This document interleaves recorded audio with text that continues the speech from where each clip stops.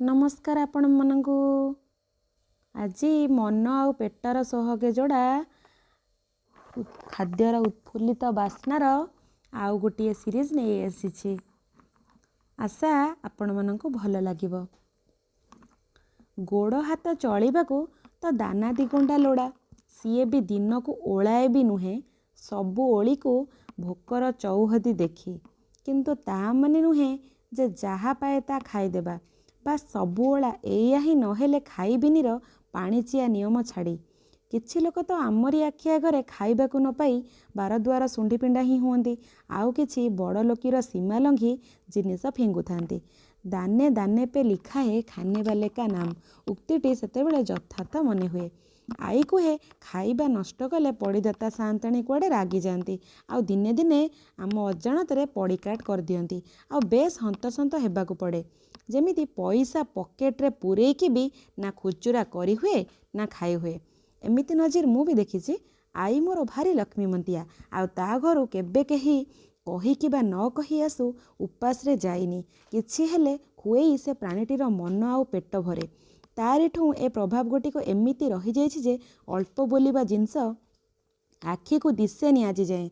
पड़ी थाउ आउ दुई मुठा चाउल कि डाली, जदि केही अकस्मात आसीजिब किछि नहेले मूल जिनिस भात डाली अटा दला अदा रसुण पेस्ट एसबू आलू सिझा एसबू थाउ, बाकी आउ लगे खिया तो समय आउ आवश्यकता अनुसार हो जाई परिबो ना। एमिति एमिति रे भात बळी पड़े अनेक थर। आगरू घरे फ्रिज थिले भी तार बहुल व्यवहार कम। एमिति कि दिन जिनिस घरर पुओ पिला न खाइले भी महिला मंडली को हजम करने को हुए, किंतु कड़ा नियम फ्रिज रे रखिले स्वाद नष्ट जाउची, तेणु जिनिस टिके अधिक हेउ नियंटिया न पड़िबा को आउ सेई दिन बाध्यतामूलक भावे सारी भी दिया जाऊ।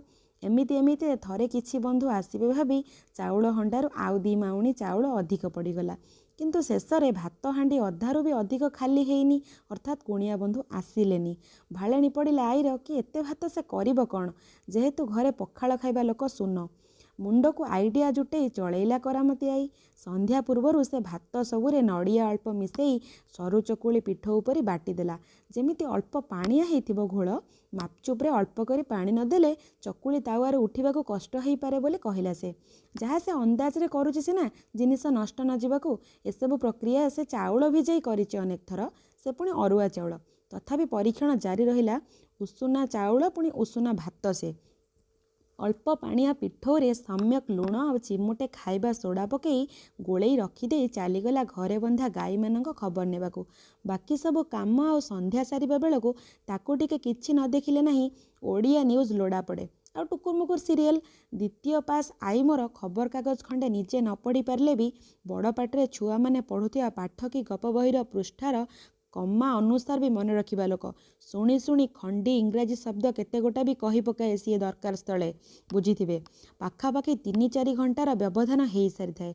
बाटी थिबा पिठौरे व्यवहार पर बड़ी पड़िथिबा नड़िया कोराडू किछि सेइथिरे सिकारु पानी गुड़ पोसे आ गोलमरीच गुंड गुजराती गुंड इत्यादि इत्यादि चिमुटे चिमुटे अजाड़ी देला। सेठू सेइथिरे घरे करी रखिथिबा दही छेना मुठे की पानी निकाली ढालीदेला। आउ से मिश्रण को सुखा न पड़िबा जाए घांटी चलला कड़ई रे। परे ताकू ओल्हेला बेले चामचटे घीओ बुले आणला महक पाई। तापरे सेई पुरो को गोटे थाली रे ढाली नेला। किछि समय ठंडा हो जाबाकू पुरो ढाली दे कौन मन हैला केजाणी भाबर आइचरे घूरी गला। कहला केते पिलापाती नष्ट जाई जाई मो बकटे थेली जे मो बो जाबतीय सिठी मिठी सुस्वादु जिनिस जोगाड़े मो लागे। एमिति पुरो करिकी बिल्कुल पानी मारी दिए मो बो आउ ताकू सिक्कारे टांगी दिए। एबे सिना तमे बिस्कुट मिक्सचर टाकुला मेंटोच, सेबे किंतु एमितिया सब सुस्थिया बिना तेल छणा जिनस ही माध्यम थेला। तेणु मु एते बळुआ ना। ए भितर हल्का जाल रे जळुथिबा चुली रे तावा ताती सारथाए। आ पाखरे भांगिथिबा नड़ियार लासी को तेल रे भिजई रखिथाए आई। सेई लासी को गरम तावारे घसी 2 डंकी पिठौ देला आ ताकू भल करी चकुली परी विस्तार नेला। परे सेई चकुली उपरे करिथिबा पुरो को देई पुरो न गली पड़िबाकू आउ अधा डांकी पिठौ छिंची देला। आउ आम चितौ पिठारे घोड़ा हेउथिबा पलम बा घोड़णी को आबोर करनेला पिठाटी उपरे। आउ तापरे पलम चारि पाखे रखिथिबा पानी गिनारू लंबा ओदा सूती कपड़ाटी को गोल करी बुले नेला। आउ पर्वपर्वाणी जाने जेतरे केते पिठापଣା हुए, केते बंटा बंटी हुए आगे। ସେ କଥା ଜୋର ଧରିଲା ଆଈ ନାତୁଣୀ ଭିତରେ। ଏ ଭିତରେ କେତେବେଳେ 3-4 ମିନିଟ୍ ଅତିକ୍ରମିଛି ମୋତେ ଜଣା ନାହିଁ।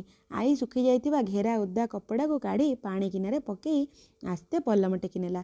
ଆଉ ପୁଣି ଟିକେ ତେଲ ନଡ଼ିଆ ଲାସିରେ ବୁଡ଼େଇ ପିଠା ଚାରିପଟେ ଘଷି ନେଲା।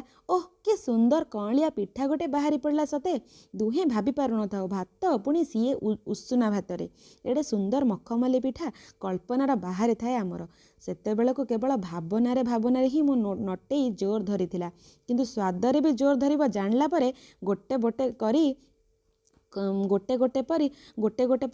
ପରେ ଗୋଟେ ଚଟ୍ କରି ଚାଲିଲୁ ସୁସ୍ୱାଦୁ ସୁନ୍ଦର ପିଠାଟିମାନ।